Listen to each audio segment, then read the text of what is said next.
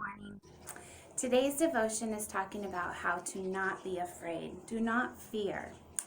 This is a comfort and a challenge at the same time. Today we have so much we can be fearful of, right? It's kind of a crazy world right now. We just heard from a friend who's a pastor in India, and radical Hindus burned down their church. The global pandemic that we're in the middle of right now. Perhaps you have a job security fear or a health challenge coming up.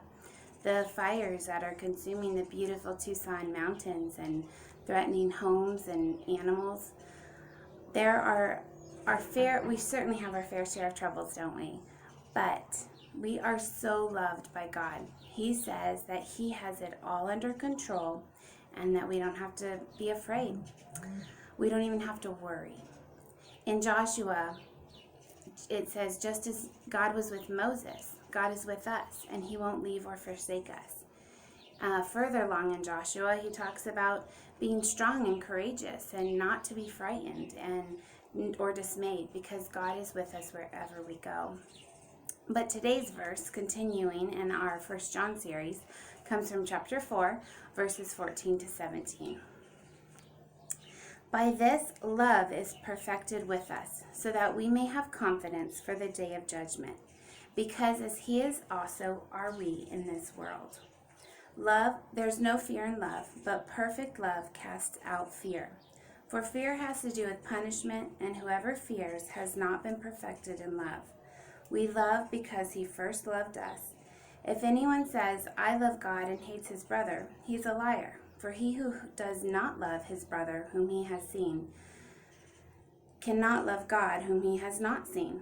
And this commandment we have from Him: whoever loves God must also love his brother. So, what do we do with this? How do we take this in obedience to not be afraid? Do you know that the word love appears 11 times in those verses? 11 times. Perhaps it cannot be more obvious what our call is. It's to love. It says, whoever is perfected in love does not fear. Perfected in love. The word perfected makes me smile because it points right back up to God, who makes this possible because He's perfect and He's already won the fears. He's cast them out.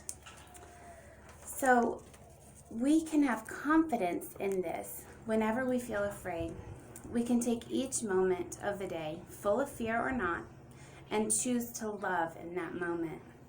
In that hour, in that day, love through our words, our actions, perhaps our social media accounts, love through our prayers for others, and love how God is calling you to love your enemies, even how hard that could be.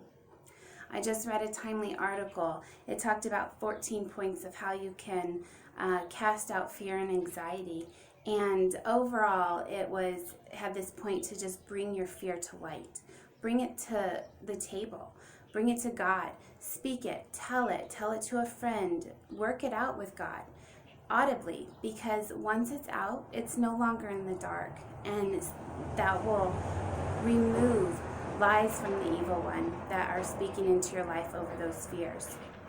Psalm 91, the Lord is our refuge and our fortress. He will protect us under His wing. He loves you. He loves me. We can live today to its fullest because we can choose to live out each moment full of love, to trust and not be afraid.